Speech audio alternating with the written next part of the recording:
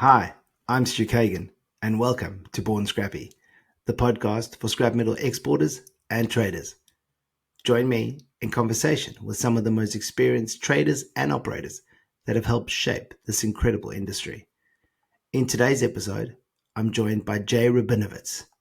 Jay is the CEO of Alta Trading and was definitely born scrappy.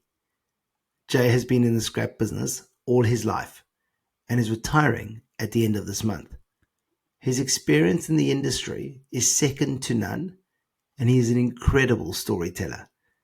In this episode, we talk about turning inventory, the little things, losing $5 million as the ship leaves the dock.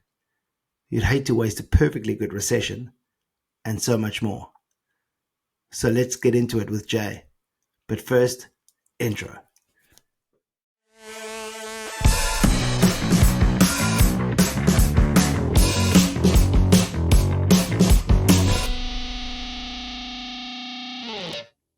Hey, how are you? Good. How are you?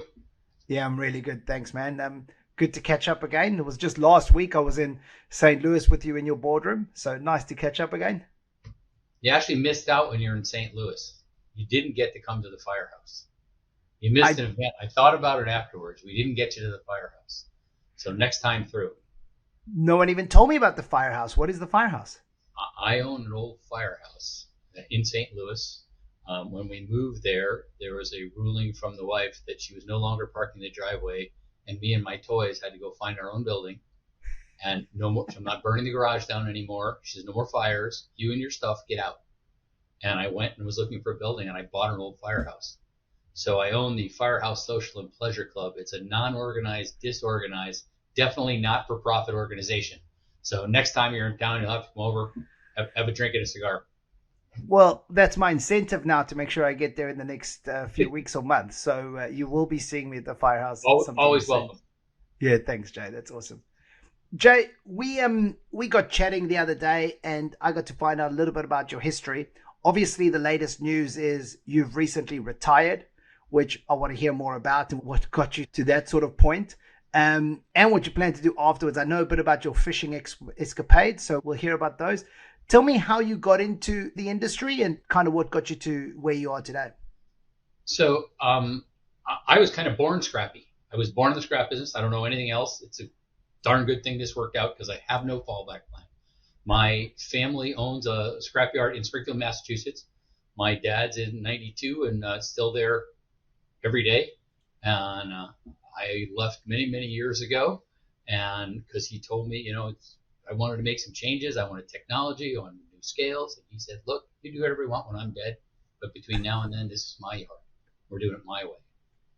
And just about then, my grandfather walked by, was about 100 years old. And I just stopped and said, I'm never going to make it. And that was it. That was my last day there. So they often told us when we were kids that they found me in the back of a car. And so for years, I thought they found me in the trunk of a car in the auto rental business as well. So, the little scars from growing up in the business. Oh, man. I can only imagine stories from those days, and your father still running around and making those sort of decisions. I'd love to visit his yard sometime. It would be wild, I'm sure. It would be an experience, to say the least. Yeah, that's classic. And what does a day in your life look like, Jay? I mean, obviously now I'm guessing it's winding down a bit, but talk us through that. Well, just to correct you, I'm not retired yet. I got till the end of the month, so I'm Okay. a lame duck, but I'm not dead yet. My days, I kind of wake up in the morning like I was shot out of a cannon. My whole youth was all you get up in the morning at crack of dawn. We went to the yard. When we were in grade school, we'd go to school. I'd ride my bicycle to the yard. We'd stay at the yard till it got dark, throw the bikes in the back of the truck and go home. That was kind of my life. I didn't know anything that you weren't supposed to get up in the morning, hit the ground running, and then, you go home when it's dark, you eat, you go to bed, and you do it again. So, and we were 7 days a week. So I wake up in the morning, like jump out of bed at 100 miles an hour because all night long I'm either fixing something or I'm working on something. My head's going 100 miles an hour. And as I tell people, when I was growing up, they look and say, what's the matter with him? And my father says, he's just nuts. And now it's, they tell you it's ADD, but if you can harness that, it's a pretty good skill. I totally agree. Like ADD is a superpower, But the I read a lot. I mean, I go through the amount of email is incredible to begin with. But I start my days basically with the New York Times, and I like to know what's going on in the world. And then I do what everyone that works for me hates the most. I do a scan through the cameras. I do one first thing in the morning and before I go to bed at night. And so that way I have a list for them before they get in the morning. I've got a list of stuff I saw last night that I need done. And when I get up in the morning, if it's still the same, we go right at it.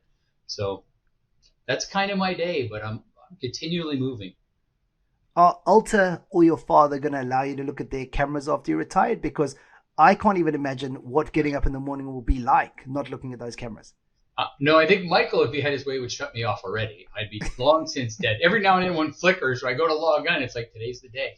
So I think that's going to be hard to recover from. It's just that day to day jump on everything, and I'm very particular, particularly when it comes to safety.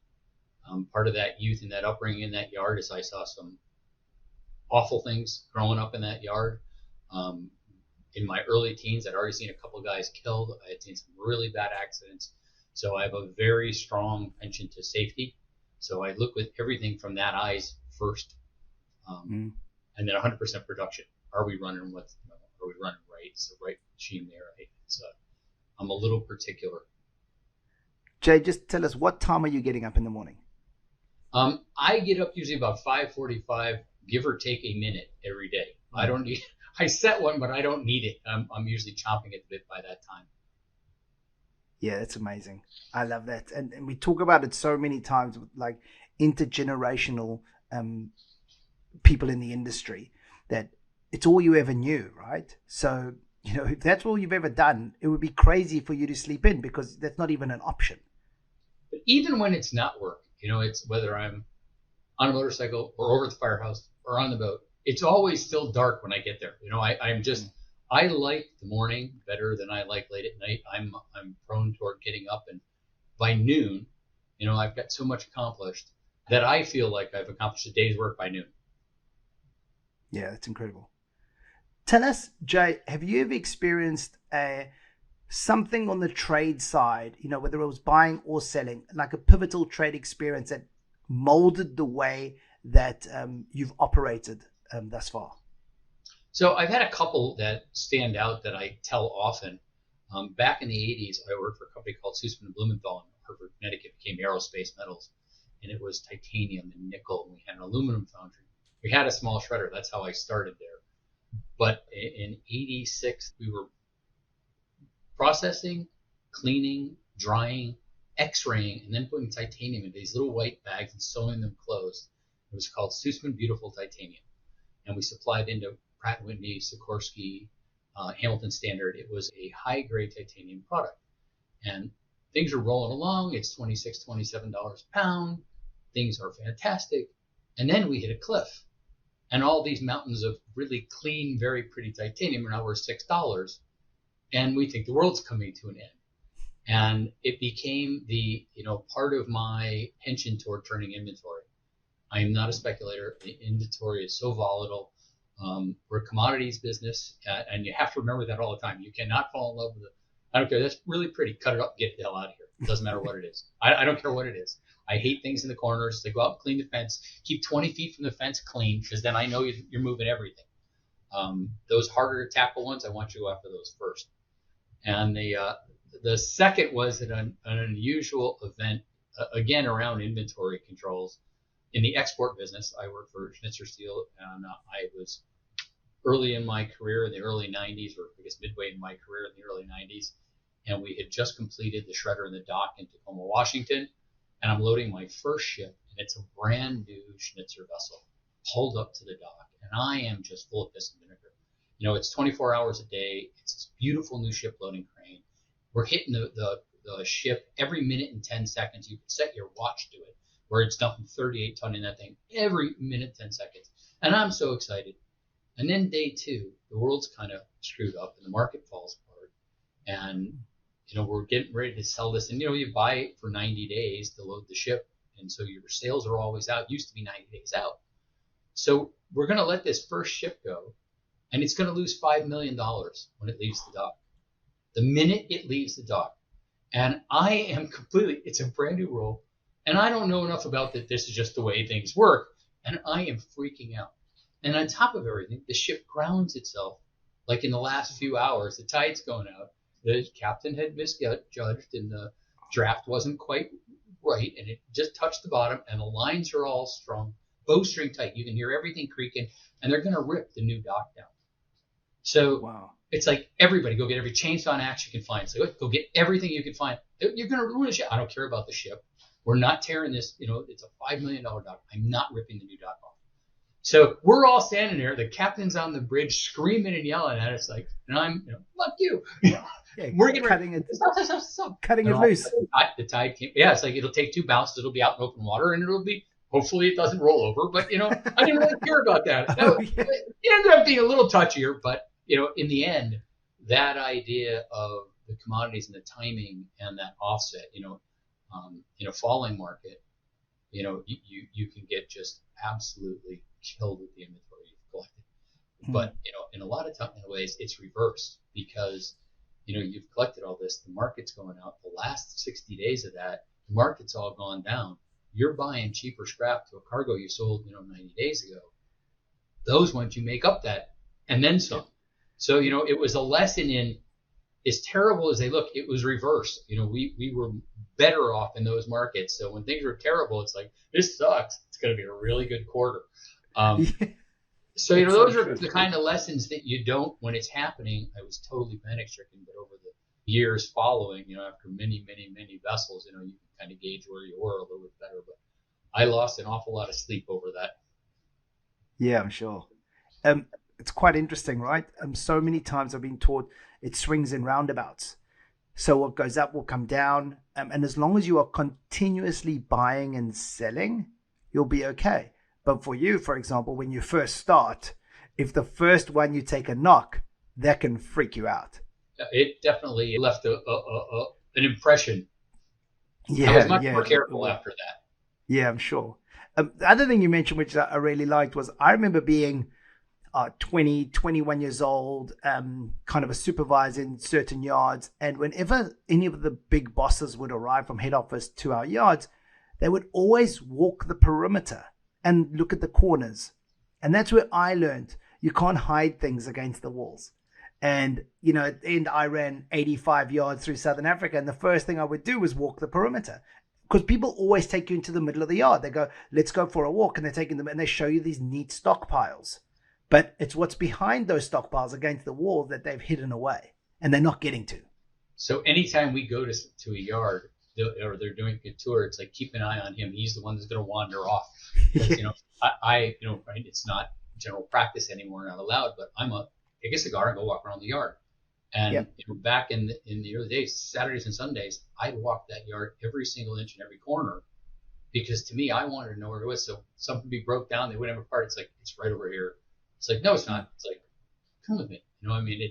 I felt like it was, there's so many things you can learn walking that yard where nobody ever goes or wants to go or thinks about going. I go through every cupboard and every little building and underneath the balers. And, it's amazing. For me, that was therapeutic. It gave me a chance to really take a look when things weren't right, when it stopped. And you can go where you can't normally go. And, the guys could tell I was coming because they get the cigar before I got there. It's like, here he comes, became my signature thing. Every guy I ever walked into the yard, come on, we're going to go for a walk. It's like, oh no, it's the walk. Yeah, exactly right. And they often are told as well beforehand that you're arriving, that you're going to visit the yard. Somebody's phoned to say, hey, Jay's on the way. It used to happen with me all the time. I'd go to one yard. As soon as I left, they would ask me, hey, where are you going next? I would tell them the next yard. They would then be on the phone going, hey, Stu's on the way. Make sure the place looks clean. And as soon as they would start that walk, I would change the direction. So I'd be like, no, let's go this way. Because whichever way they're moving you to, it's the way that they've got cleanest. They know they want you on that track. Take them in a different direction. Then watch them all of a sudden get a little bit more afraid. So I spent a lot of my vacations, I didn't vacation well. I was not, was never good at it. So I would take a motorcycle ride from yard to yard to yard. And I wouldn't tell anybody where I was going. I just show up. Yeah. And nothing surprises Tony more when you pull in and he's like, let's just go walk around. But it's not to be critical. It's so that I know. It's my favorite thing to do. Anybody's yard. Michael doesn't really let us in ours anymore. I have to go to other people's yards, go walk around. But it's what I love to do. If I can't walk through a yard and learn something that I should have known, or a solution for something in somebody else's yard, I'll see it someday. It goes, how could I have not have thought of that? Yeah. And I come back, with, okay, here's one little thing that's going to save just countless dollars or hours or even minutes. And my theory is if you run a good operation, you're not going to have anything that's a silver bullet that's going to make this dramatic change.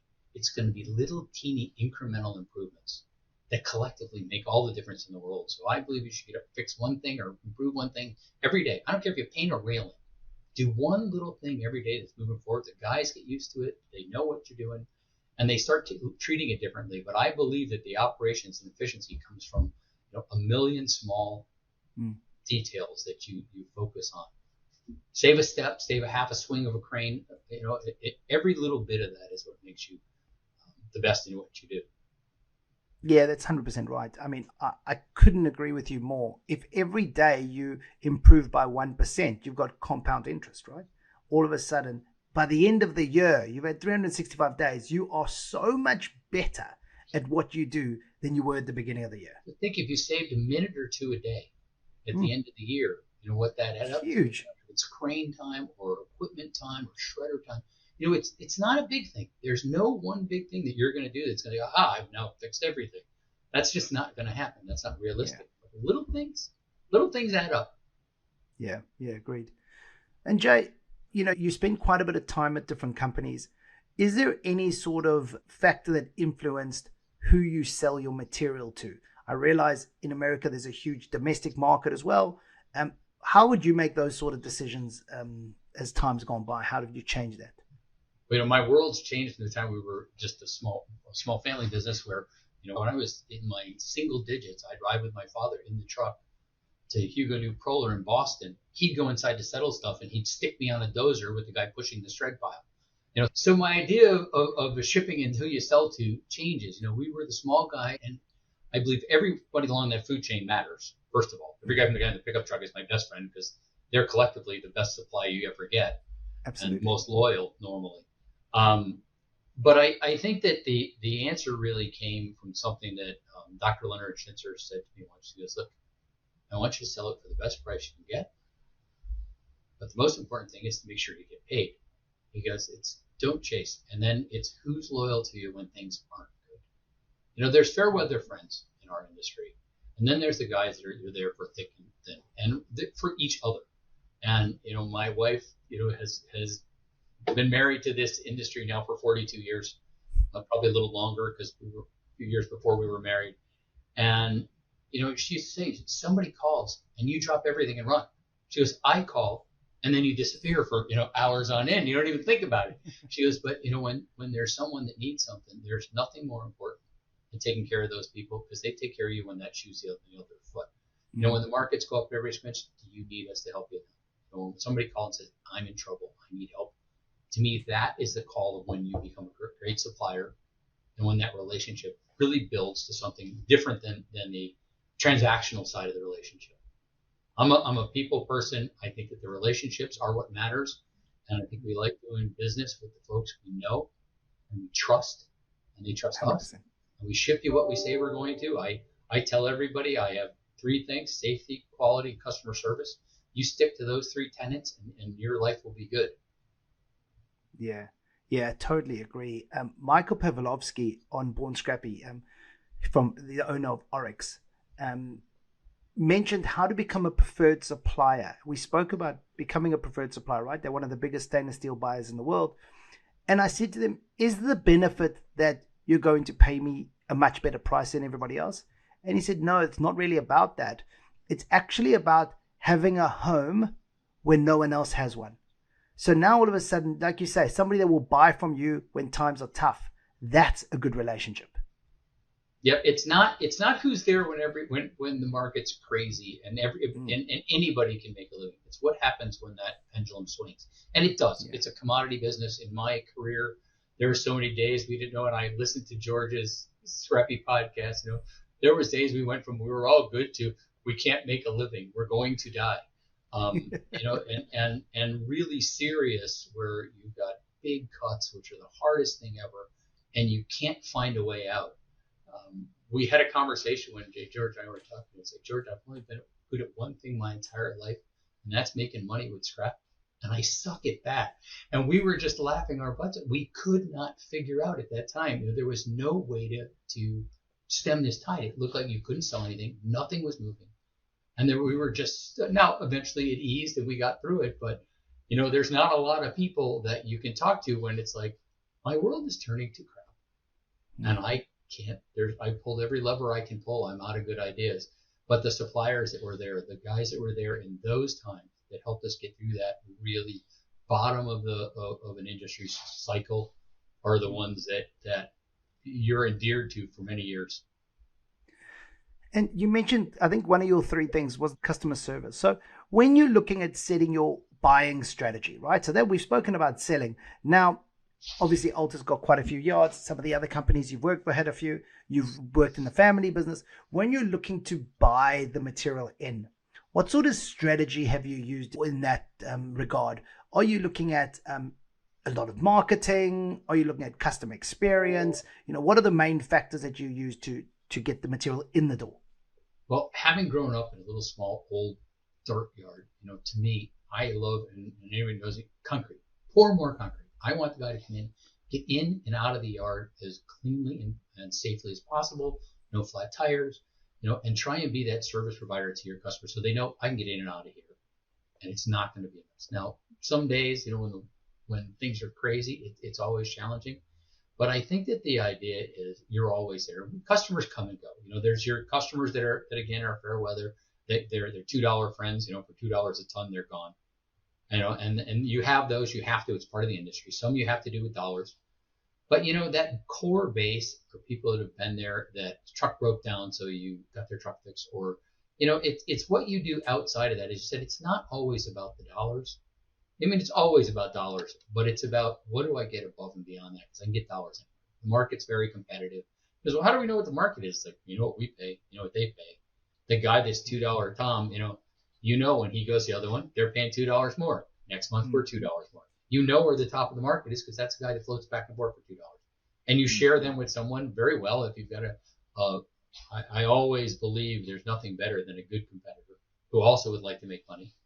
And run a good business. And I think that there are times where you just got to say, look, we're just going to buy everything. We're just going to go out there. We need everything. The consumers need it. They've given us a little peek at the window coming. They need our help. Just go buy it. Don't worry about the margin right now. Go get it done. We need the scrap. We need the volume. My wife says I'm bipolar on this.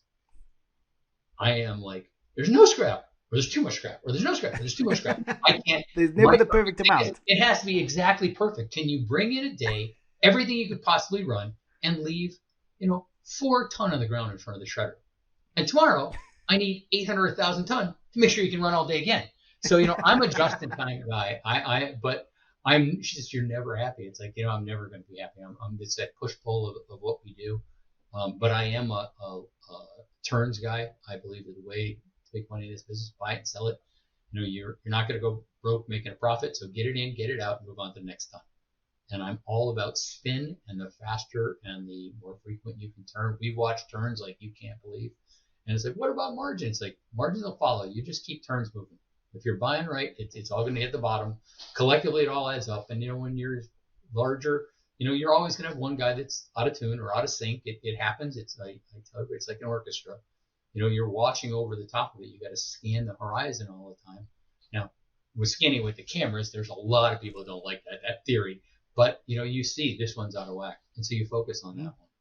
And I think that's the right answer, is to just keep things moving, be the best supplier you can, the best consumer you can, the best buyer of scrap, in the fact that you provide a service and you're always buying. There's never a day where you say, today I'm not going to buy. I don't think it's a good market to buy. Yeah, you got to keep buying, and you also have to keep that experience consistent, right? Like you say, get them in, get them out, make sure they leave with a smile, people remember how you make them feel. So if they come into your yard and have a good experience, which is not what people usually expect when they go to a scrapyard, all of a sudden they're more prone to come back to you, even if it is just to come back to you to find out what the price is, because they might be one of those customers that are moving back and forth with price. But if you give them a bad experience, they might not even check your price next time. And if somebody calls and says, look, I got more money from somebody else, it's like, I understand that. That's going to happen. Yeah, Just absolutely. come back when you're ready. You'll come back, because it's not always that going to be that way. And let's leave as friends so that make sure the door's always open. The door for scrap. I don't care who you are, and I don't care if you're a little green man from Mars. If you've got scrap, you're in. I really don't care where it comes from, or just keep coming here. And people say, well, what do you buy? It's like aluminum cans to trains, planes. Doesn't really matter. If it looks like metal, smells like metal, we'll probably buy it. Yeah, we could recycle it. Exactly right. Jay, in a large company like Alta and Schnitzer, you've got a lot of reliance on key people. How have you managed, and how do you recommend we manage key person risk, right? So key man risk. If that person leaves, they take all of their clients with them, or whatever it might be. How have you managed that over time? So I think that, you can't lose that. And when you see, and I never hold something back, says, I've got an opportunity that just looks so incredible. It's like, I got to go. It's double the salary and this and that. It's like, look, if it's that good, I didn't get here because I'm bashful. I got here because I kept, reaching for the ring and biting at it. I think there's plenty of place to go here. If you want it, if you can be patient, let me tell you, there's a career here and a future here that you will enjoy. But you got to do what you got to do. And I've seen them leave and come back. And, I'm still soft when they come back. Most of the time, if you leave on good terms and you leave for the right reasons. I just had somebody who left, who was, a key marketing individual, left, said he had to do it. It was this huge opportunity. He's like, look, and I sent him a note when he left, says, look, I'm going to miss you. I wish you the best. But, door's always open. Call me if things change. And it wasn't a matter of months later. He goes, look, did you mean it? I made a mistake. Can I come back? And it's like, I would welcome you back with open arms. And it will be an employee for life now, because, you went and you had to go look and you had to try. And it doesn't always happen that way. I think that you're going to have people that are always just I'm leaving. It's like, you can't help that. I think that if you have the relationship with the people and they feel like they're part of something bigger, I think that really matters. I mean, if they're together, and we have a great culture. Rob has just built in the family. It's got this great way about him. And Rob said to me when I got here under odd circumstances, and he said to me, look, you come to work for me. He goes, you take care of my family and I'll take care of yours. And he's done and lived up to that incredibly. I have had the opportunity to, when somebody's sick or a serious injury or a serious illness, we have access to an airplane. It's like send the plane, get them, pick them up, get them on the plane whether they want to or not, and get them here to a real hospital, or whatever the right care is. And it's never a matter of dollars. It's a matter of your family's in trouble. That's important. And I've been able to do that over the years so many times. And people say, I remember when you did this for my daughter or my son or my mother or my father. That part of it to me, it was incredibly good to be able to say, this isn't about the money. This is about people. And those stories, when somebody loses someone close to them, the things that we're able to do, have just, I think that endears people for a really long time. Yeah. And they know that we mean it. It's not just words. We get to show it often as opposed to just rhetoric. And that's a pretty strong retention tool. You've got L tips and things that are there, but there's ways around all of that, and people can ingratiate that. But I think if you love what you're doing and you're challenged and you say, I want to go try something different, you say, knock yourself out. I think people love that and think, okay, I tried it. I'm not so sure anymore. Can I go back to what I was doing? Or I want to try something different. I've had people take left turns where I didn't know if they belonged, and I've taken people. It's like, look, I want you to go do something. And they'll say, I can't do that. I don't think I'll be successful. It's like, I do. Come with me. Come take a ride with me. And they come back, 5 years later, it's like, this is the best thing that ever happened. I can't believe that you plucked me out of nowhere and gave me this opportunity. and you've changed my family and my life. And that's the kind of, to me, that's the stories that make alter. That's the thing that make retention there.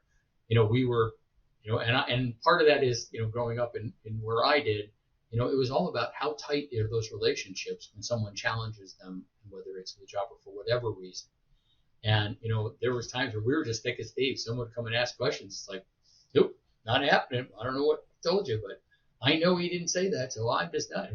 You couldn't have broke ranks. Like, nobody. It's like, okay, we're dug in. Nobody believes this is happening, but that's trust. And I think that is probably the key to everything is trust. When your employees trust you, when your coworkers, when your peers, when they trust each other, and there's no, I got to gotcha you if I'm going to get anywhere. That is a bad way of business. And so I think that trust factor is like, people call me and say, I got to tell you something. It's like, tell me first. You got something bad, just go to the phone and call me. I want to be the first one, not the last one. Now, it doesn't mean I'm not going to yell and scream and carry on like a crazy man, but I do want to still know first. Yeah, exactly. You talk about people are going to come and go. I once had a manager of mine resign as a bargaining chip. They tried to negotiate with me without even telling me they wanted to. They just came and they said they're resigning, and they sent me a resignation letter, and I replied immediately accepting the resignation letter. They complained to HR that I didn't fight for them to stay. They actually lodged a complaint against me, who owned the company. It was wild. I've had people like that, and I think that's just not everybody fits in our world, and people are like, why can't I come to work for you? It's like, you're just not right. That high maintenance, that's somewhat deceitful. That comes to trusting, and somebody saying, look, I need more. What do I got to do? Whether it's here or another job, I have to have more. I'm not happy. And as soon as you tell me that, if you can tell me that, I will do anything to find something that, because I believe when you have a commodity and that people are unique, everybody's got skill sets. It may be something you didn't think you were going to do or be good at or like or want to do, but give me the chance to do it. Give me that opportunity, to have that conversation. And I think that comes again with trust. But there's some that can never get there. There's some that think that there's an art and they can game this scenario. And look, the petty stuff, and I don't suffer fools well. HR, I'm probably like on the HR, what did you do now list more often than anybody you know. My first few weeks at Alter, I went up to visit a yard that had a large loss. And within the first 2 hours there, I fired the manager. He told me how things were going to be. And I walked over, sat at his desk, get all your stuff out of here and leave and don't ever come back. And HR's like, you can't do that. They didn't know me yet. They're like, you can't just throw them out. It's like, I just did. And that's where we're going from here. And that message rang out. It's like, look, we're either all in this together or we're not. But I'm just not that guy. You got something to say, sit down here and talk to me about it. But this is not every man for himself. And this is about doing the job. And it was a serious issue, and you try and keep them, and then sometimes I've saved you 3 times. It's time we separate. You need to go somewhere else. I thought you could be more, and you'd see the value here. But if you can't, I wish you the best. Go do something that makes you happy and your family happy. Get the hell out of my life. I can't handle that roller coaster. Jay, it's that's classic, man. I came from South Africa to New Zealand, and I was very much that sort of manager. Right? We make a decision on the spot and I deal with HR afterwards. But no matter what, as long as my intention is right, so I'm doing what's best for the company, not what's best for me, I was always happy to back myself. Things were a little bit tougher arriving in New Zealand, but I couldn't agree more. Like, if you can make a decision and you're saying this is the best decision for the company, whatever comes afterwards, you have to deal with. That's fine because you made that decision. The worst thing you can do is not make that decision, right? For years and years and years. So my closest friend at every company I've worked for tends to be the attorney. Because, I'll have a stack of lawsuits. It's like, you can't do this, and you said this, and you said that. It's like, I'm going to sue you. It's like, put your name on the list, sign up, you'll look to the bottom of the stack at some point. It's like, it's okay. I realize I have to pay for, the privilege of my attitude. And it's got me in trouble more than once, but, one of the past attorneys, she'd walk in the office door, and I could tell her, look, it's like, again, another one, But it's look, I'm not going to temper what we need to get done because I got to hold somebody's hand, or I got to be, I'm not foolish about it, but at the same time, I'm not afraid of, look, I'm going to do what I got to do, and I'm going to suffer the consequences after, but it has to happen. There's no, there's no question. So, coming from the East Coast where, everybody's go, go, go, go, go, and going out to the West Coast was the first adjustment. It's like, okay, this is a little more, and now in the Midwest, it's a good thing I went to the California first, because it's like, okay, this is a little, calmer than I'm used to. And, we bought a company at one point in Hawaii. And so I go over and I'm like 100 miles an hour. And this big, huge Samoan guy walks up, puts his arm around me and goes, Mr. J, relax. You're now part of our Hawaiian Ohana, our family. Come, we'll have lunch. And we sat down on a bunch of log stumps and had Portuguese lunch. And it's like, okay, I can do this. And so I'd come home from Hawaii like all half throttle. She's like, you shouldn't go there. It's like, that's bad for you. But, it's trying to figure out the environment, figure out the people. I've gone into some awful union scenarios, companies that we've acquired or come into business with, where the union tension was so great. It's like, guys, this is done. Whatever this, grievances, go fight. We're going to figure this out, because we make money, you make money. We're all in it together. And some of the hardest ones are now some of our best facilities. And we haven't seen a grievance in forever, but it's like, look, we got a contract. We'll live by our side. You live by yours, but let's make sure we're all focused on the same thing. The company's making money. We're all going to be employed, and we're all going to do better. And I promise you, if you will give this a try, it will work. And it's been, hasn't always been, rainbows and unicorns, but, we get there eventually. Yeah, the journey's often quite tough, but usually where you end up is a good place. Jay, you love your cameras, right? I remember first using cameras in South Africa a long time ago with 85 odd yards and freaking people out. I had it on my phone, right? It was very new, and that was a new technology that came in, which if you had multiple yards, you absolutely loved it. If you worked in 1 yard and head office was watching you, you usually hated it, right? Because I could phone and say, why hasn't that stock moved in 2 days? Or it looks like you're not loading that truck. That truck's been sitting there for an hour. Why hasn't it been loaded yet? I see there's nobody in the yard, whatever it might be. That's the sort of technology that benefits us, that really adds value. What sort of technology do you see coming in the future that's going to help us even more? So I think that it will replace me who sits and can't walk away from the camera. And, I get a free minute. We sit and watch TV. There's a shredder running on the side, or, I'm watching. She's like, turn that damn thing off. It's like, I can't. It's scrap porn to us. Yeah. And, I cannot turn it off because I don't have it in me. But I think that the combination will be that AI and the improved technology, and I'm speaking around cameras just as an example where I think this is going to go. We focus on infrared cameras on a bunch of the piles where we have potential flashpoints.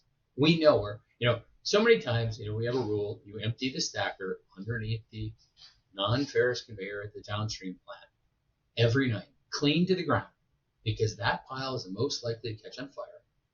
And it's in a nice concrete bin, but that conveyor above it catches on fire, wicks inside, and burns the plant to the ground. You lose a couple of those, and you don't do that anymore. So, but then you'll catch one. It's like, God damn it, guys. What part of empty that bunker didn't get through? And then things on fire. And so not very long ago, a matter of maybe a month ago, I get home. It's like 9:30 at night. And I'm tired and kind of cranky. And I turn the camera on. And the first thing comes up is a yard that has a fire. So on the phone, it's like, yard's burning. It's like, no way. It's like, turn on the camera. Call the guys. Call the fire department. Yard's on fire. Big fire. Not little fire. Big fire. It's like, now, it's like, how the hell did you see? The guy's like, who found it? It's like, who do you think found it?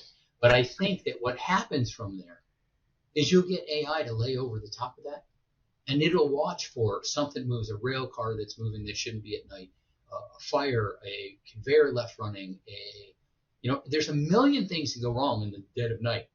And I think that is that tech, and there's some of it today, but I think it's getting so advanced and it's going to be so important now that that technology with cameras inside manufacturing plants can see a trip hazard or can see when you're moved to someplace you shouldn't be in the plant. I see people in that, what I call the kill zone at the shredder, right at the mouth of the shredder, walking by there some days. And it's like, no, it can't be. How is it, guys? I'll send you 2 pictures. He's shoveling out under number 1 belt while the shredder is running. That can't happen in my world. I mean, it just can't. Wow. All the safeguards of one guy is trying to do the right thing, walks up, somebody doesn't see him. But I think you'll have technology that'll say, I saw this, alarm will go off, it'll send a message, it'll say, you got a problem, shut this thing down for me, clear this. So I think that that's going to come on the technology side. And I think your customer stuff, when somebody pulls on the scale, I think you're going to know everything that they've done for you and what the pricing was and what their truck is and their kids and their birthdays and their every little thing you could imagine. That you try and do manually because that's how you endear yourself. But I think technology is going to make that. I don't know that it'll all be good, but I think it's coming, and there's going to be a lot of things we can use it for, way more than we know what we can do today. Yeah. I think the trajectory of might be like that, but it's going to absolutely hockey stick once we get better with AI and AI starts adding more value. It's going to just add it incrementally. One of the things you spoke about with cameras, I think at night is incredible, because I think it's going to be a lot easier to pick up things like fires and set off alarms and things like that. And people in the wrong area set off alarm. It could even switch off the machine if it had to, if somebody walks into the kill zone, things like that. But also I think you'll get things like unshreddables, that if you have a camera in the right spot, that something's going to get loaded in, and you might actually be able to detect that and might be able to set off a siren inside the loader's machine. Well, a lot of times you employ technology. We use a system that monitors vibration all over the shredders today and impacts. And, this has been, I've had it since the 90s, in the early days. And he would call me up and say, you've got a loose bearing bolt. And I'd be like, there's no goddamn way you could tell that. He goes, I'm telling you, you have a loose rotor bearing bolt. And I go out in the morning, a vibration, when he's right, or a broken drive shaft bolt. I mean, there's sophistication of monitoring things. When something goes, it's deviation. It runs at one level all the time. Something's wrong. It's like, and if you don't pay attention, so he would call, and I wouldn't believe him. It's like, God, I hate when he's right. And it taught me to rely on those. And those are third party. And I think where we're going is that was an outside third party. Nobody could influence. Nobody could change it. It was just watching data, a lot of data. And now you can interpret all that. Before it was, one guy, or you could look at it and you could kind of understand it. Now, technology is so far that it interprets the data and tells you what you need to know, whether you're trending differently. And again, it's small little variations. You got something coming that you can't see. And you'll know about it 2 weeks before you spin this bearing out. They called once and said, you have a broken race in a bearing. It's like, there's no way you can know that. And he goes, yes, there is. I'm telling you. Went out, shot for temperature, no temperature problem. Within a couple days, the temp started creeping up. It's like, God, wow. Damn. Open the claps, and sure enough, broken race. And the fact that you can start to trust that technology and depend on it. And now I depend on it, like, wholeheartedly, regardless of what it's monitoring. And I think technology is just going to continue to be incredibly important in our efficiency, in our MRO and our maintenance, in our predictive maintenance. I think that's where that's going to be incredibly value add for us. And what's really interesting is you touched on having data, right? And now AI, the place that it's going to really benefit us is when it mines the data. So you can't stick AI in somewhere where it has no data, because it can't read anything. So what's going to be really important is to start capturing data now, wherever you think in future you might be able to learn from that. You might not know how yet, but wherever you can capture data, you should be capturing data. Here's a good example. You spoke about a customer coming in and you knowing how many children they have, et cetera, their hobbies, whatever else. That's a CRM system, right? Now, you could actually integrate now your ERP system that you're using on the front scale and your and a CRM system, and you'd be able to identify at the front scale when somebody drives in maybe with a registration detector, that registration comes up. It pops up your CRM system, a HubSpot, and it can tell you their hobbies, their name, everything. That's exactly where I see this thing going. I think the camera is just going to say, look, I see him. I know I identified the truck. I got all this. I got the license plate. I got the picture of him. I'm going to just pull all his stuff up, and it's all right there. Yeah. You don't have to go and click in a customer number. You don't have to know who it was. It's going to be so much faster and so much more information. Back in the day, I tried. I'm a data whore. The more information, more numbers I get, the better I am. But it couldn't absorb it all. It couldn't get it into anything. And I've had some great people for me. I had a young man as me for years and years and years, and all he did was crunch data. And I'd be saying something, I look over and be going, shit. It's like, what? He goes, it sounds really good, but you're wrong. That's not what it says. God damn it, I hate when that happens. But it is part of learning to trust the data. So I decided I'm going to do something IT techie, and the IT guys laughed at me and said, we're going to put it in a data warehouse, and I'm going to oversee this project. Well, that was a disaster. Again, I'm a scrap guy. If I can get the camera to come on, I'm happy. If the mouse works, I'm like thrilled to death. But I've always been driven by comparisons, and I like trending. I had an opportunity many, many years ago to work with, oddly enough, Alter Goldstein, who has nothing to do with Alter Trading or the Goldstein family that I work for today. But he was a pinnacle. There was a situation that happened. He came out of retirement, and he had data he had been tracking. He had spreadsheets that he rolled out that would be like 30 years of pricing. Wow. I mean, just data points. And to me, that trending, that graph, and boom, you can see where it fell off, and boom, and you could see that slow up, gradual recovery, and then it fall off. It was every 4 years or so. But it got my long-term, what you can see and learn. And there is, it always comes back. And, I've told many people, when it's at the worst, don't worry, it will come back. Just keep going, keep fixing, and make sure we're ready when the tide turns.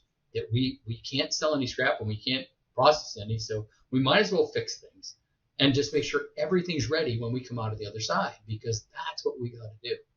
And it always does. It's usually right at that ragged edge where you're not sure if you're going to live or die, but then the trend starts to bend again and you come back into your own. But to waste those opportunities, you'd hate to waste a perfectly good recession.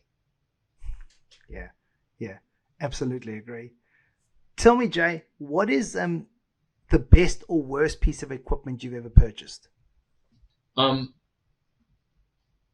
So I could tell you the worst one, because it probably wasn't the worst. It was just the weirdest deal I'd ever seen.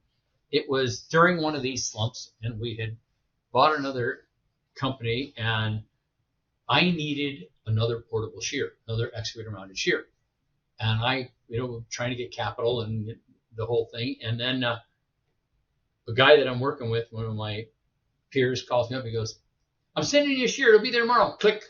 So, well, what is it? It's yellow. Click. Is it a cat? Click. It's like, what is he not telling me? This thing shows up, and it's a Yumbo, YUMBO. It was a French-made excavator with a Mercedes motor in it, and it was the weirdest looking thing you ever saw. But it ran, and it cut iron, and in the end, it was an incredible piece of equipment. But it's like, so we had the Yumbo from Hellsong, and then, it was, I don't want to be the only guy in the U.S. with a Yumbo. It's like, my Yumbo's broken. And it became the joke of, I have a Yumbo award. So it's in my box at the office because somebody gave me the Yumbo award one year. We cut a ton of iron with it, but, it was one of those. But it's those one-off things you inherit or you get, and part of growing through acquisition. Wherever I was all about, I'm never quite happy. And I'm happiest when I'm growing. And I'm happiest when I'm out building and growing. And that's just kind of my bent. And so you get a weird mix of things. You get a little of everything. It's like at one point I had no two shredders that were the same. It's just, you get one here, one there. They're all a little bit different, but, they're all turning and grinding, spitting something out of the bottom. As long as you're growing. Ton of favorites. I go with whatever the best technology is at the time. And I tell the guys, you can't fall in love with any one. You got to make sure you know what everybody's providing, and things change. At one point I was, I grew up 100% cat. I didn't know anything but cat. I loved cat. And then, all of a sudden we had Lee Bears. I went to the West Coast and needed a rubber tire machine. Well, cat didn't make one. And then, it was a brand new asphalt yard. It was, 40 acres of asphalt, and I didn't want to scratch it. To me, the asphalt was worth more than anything. And it was it was a beautiful yard. You say that about a scrapyard, but you got to be a little nuts. But it's gorgeous. It's like seam to seam asphalt with stormwater controls. It holds 2 million gallons of water. It's a beautiful brand new dock. And so I don't want to scratch it. I went to all rubber tired Lee Bears for a while. And, I had every Lee Bear test machine you could ever want. And that at the time, so that became a need. It was out of necessity.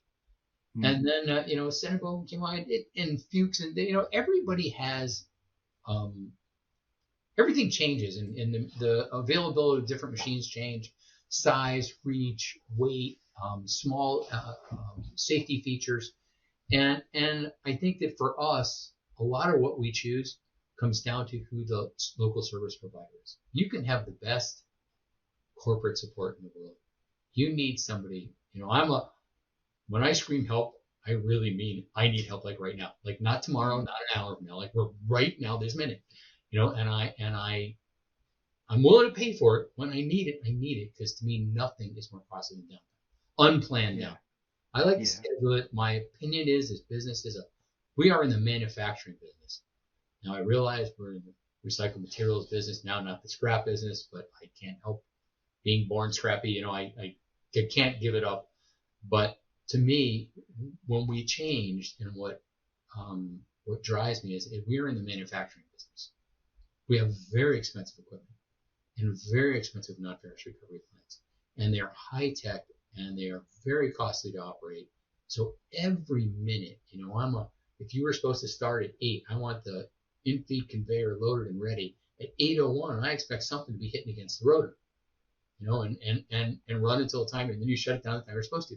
To me, and that's what makes me feel good. I can't make everybody else do it, but when I ran a yard, to me, it's like if I said I was going to start at 8, when that vibration thing says, okay, he's running now, I want to see you running, and want to see you running at full load amps until the time is to shut it off. So you got to run it like my dad loves Detroit diesels. And Detroit diesels, you got to run at 100 miles an hour like you were mad at him. You got to stand your foot on it, let it scream bloody murder, blow oil everywhere until you stop, and then shut it off. And that's how I'm wired. It's like, go like hell and stop. And that's how that you ask what a day is for me. I get up in the morning, shop mechanic, and at 10 or 10:01, I'm done, and I lay down, and I'm out. And I'm just out. And so, I have a Fitbit that I wear, and when I first got it, I always say, you're asleep before your head hits the pillow. So the Fitbit used to measure how long it takes you to fall asleep. And the first couple nights, it's like, look, Jude, 0 minutes.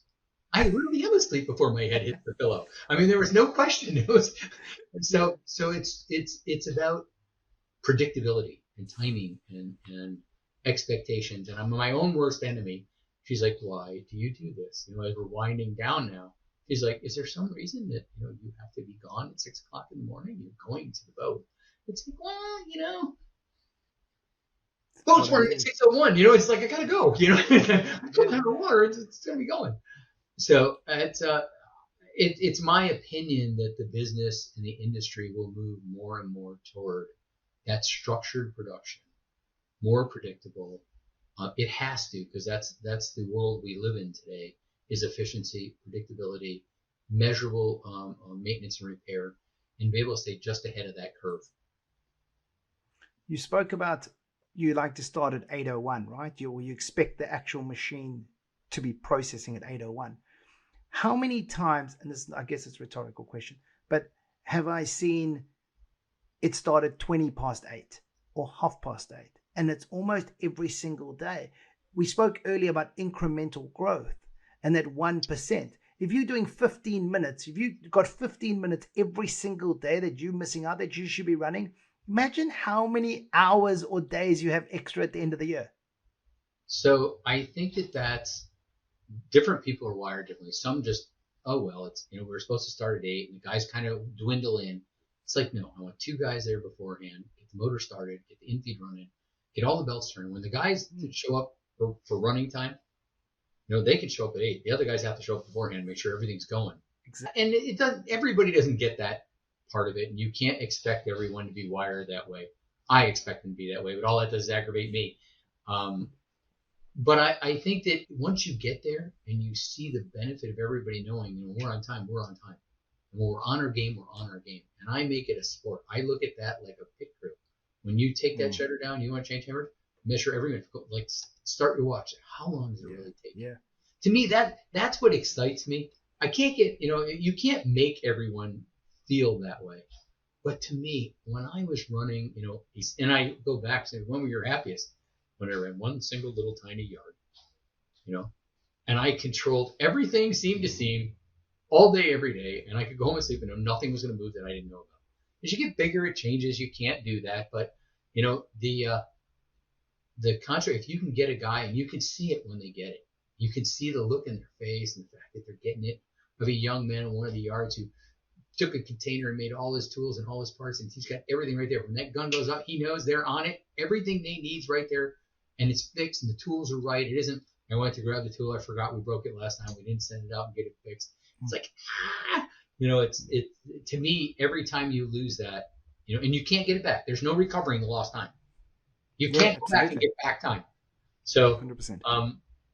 Part of it, and there's a lot that think it's neurotic, and there's nothing normal about the way you look at the world, and you really need to sleep more and watch a lot less camera. But it's just my opinion of the perfect world and the perfect yard and the perfect operation. Exactly the right amount of scrap to run every day. You start exactly on time. You end on time. Everybody goes home safe. World is perfect. It doesn't seem that hard to me. What do you expect? It just is that so much to ask? Yeah, is that so much to ask? You buy the perfect amount. You process the perfect amount. Yeah, you sell the perfect amount. You have the perfect amount left on your floor. Is that so much to ask every day? Yeah, have enough to load one car in the morning and then get going. Perfect. Absolutely. I'm not hard to get along with. Not asking too much. Jay, that's a great way to end. This has been awesome. Before we do call it off completely, we've got a few questions at the end we want to ask you. Who do you want to hear next on Born Scrappy? I don't know. I think I'd rather wait and see who you pick. There's so many great people out there. I don't know whether to go with the historical side of things, because I'm always intrigued by I've been fortunate to have all these guys that, whether it be the New family or the Schitzer family or the Goldsteins, or I've just had so much. The Newells were incredibly good to me, and I get Alt Newell, Dr. Leonard Schitzer. Just these guys that I revered, as a child. But I think that I'm curious as much now to see the next generation. I'm watching, Sean Daoud and Brett and those guys come along, Michael. I'm now at the point where I want to hear what they see, what they feel, what they think, how they look at it. So I'm going to be, I think after Israel, you'll come back with plenty of people signed up to do it. So I'm just going to wait and watch on that one. Yeah, I'm not going to throw anybody under the bus like George. All right. Thanks for nothing, Jay. We're going to ask you the last few questions, which we ask all the guests. What's your favorite movie or TV show? Well, I will tell you the movie is got to be the Griswold Family Vacations, because we are the Griswold. Our family it is literally pursued our life all the time. And our family motto is we've never seen that before. Regardless of what it is, it can be a meal, it can be a car thing, it doesn't matter what it is. It can be a medical condition. They walk in and they go, we've never seen that before. And we all burst out laughing. It's like, this is serious. Like, yeah, not in our world. We're so used to that. We don't even expect anything normal. So we are the Griswolds. So when we leave on vacation, there is no expectation of anything short of that movie. And do you read a lot? Have you got a favorite book? I do. And, usually my favorite book is the book I'm reading right now, generally, always. And, whatever book I'm reading right there, I'm all in all the time. But I'm reading one today, The King of Oil. It's about Mark Rich, and up your alley, and a lot of your viewers. It is about traders, and it is an incredible read of a guy who's got a very unusual background, was chased out of the U.S. And we got one more second. So my tie back to this, the reason I decided I wanted to read it, was when I was a teenager, my dad bought a 2,000-ton Harris baler and an old Logan baler at the site that Mark Rich had in Providence, Rhode Island. And so I'm 15, 16 years old. I didn't have my license. So I'm down there with the guys. We're hanging from this old Erie crane trying to take these 6-inch bolts out of this Harris. I didn't know anything about this machine. I took it down, moved it back to my dad's yard, and put it back up. And then in part of this, he tipped me upside down in a hole to cut that Logan baler out, cutting the shear cylinder off, the baler cylinder off underground. It was 30 feet below ground. I'm tied upside down with a little radio with a torch. Didn't think about the fact that cylinder was upside down for all those years. It's on fire. I'm burning. I'm torching and yelling, Dad, you got to pull me out. I'm on fire. He's like, well, you'll finish. Hurry up. It's like, I am hurrying, but I'm on fire. And so I did get it cut off. And then he pulled me out. My hair was all burned. So it was one of the many times I quit over the years. But, so that was my tie back to Mark Rich. And so as my wife came on in our life, she used to ask me all the time when I come home, banged or burned or had to do something, hang from a cable, attach something. She's like, why do you have to do it? It's like, well, Dad said it's too dangerous for the guy, so, I had to do it. She goes, I want you to stop for a second and think about what you just said. It's too dangerous for the guy, so you got to do it. It's like, well, when you put it like that, it does look a little different. And what's this book called? Oil? The name of the book is called King of Oil. King of Oil. Okay, I haven't read it. I read The World for Sale, which is quite similar to about the commodity trade with Mark Rich is in that as well. Yeah, this is just an incredibly deep dive into personal and the trades and some of the things in the oil trades around the world that nobody could know about. They're going on, everybody knew about it, but nobody could know about it. It was one of those things that crossed international borders that you could never do, and the things that were done, good, bad, or indifferent, in the name of keeping the world moving. It's a trader, and what happens when you make a mistake, because you talk about what happens. He talks about they made one really bad mistake. It's a great read. So I'm gonna get stuck into that this week. That's awesome. Jay, have you got a favorite place to visit? I will tell you, I've got a few. I love Hawaii. I just fell in love with Hawaii, even though it's not good for you. I'm learning. I come back. Okay. So that yard was in Oahu. Then we bought one on Maui, and then I go to Maui. I come back from Maui after a week, and I'd be melted into the chair. And it's like my blood pressure's lower. I'm just like, just stop it. So I do love Hawaii. I love the people. I love the culture. I love the islands. But I love Italy as well. I think Italy is just a beautiful country, and my entire family knows that when I disappear someday, that I will have changed my name to Giuseppe Rabini, and I will be somewhere in Italy, probably Montepulciano, and that's what I'm going to do. So everybody knows, the kids all know it. It's like, where is he? Well, I think Giuseppe went to Italy. That's awesome. Have you got a favorite quote? I do, and I'm going to actually, give me 1 second, because this one I have to actually read. As much as I've said it a million times, being on air, it's a little bit for sure harder. There is nothing more difficult to take in hand, more perilous to conduct, or more uncertain in its success than to take the lead in the introduction of a new order of things. And it was a Machiavellian quote, and for as many times as you take on something new, and you step into that thing for the first time completely cold. And I've done it so many times, and I thrive on it. It's not, change. It's like, can't you sit still? And it's like, no, I suck at anything being the same. I am happier when things are in constant change. But you're either wired for it or you're not. And I love things moving and changing and shaking and developing and seeing what comes out of the other end. I like that vision of this may be what it is. This is not what it's going to be when we're done. And I just love it. And that's where ADHD is a superpower. Yeah. You can manage a lot of turmoil, a lot of different things to create that change all at the same time. So my kids like to say I have ADD.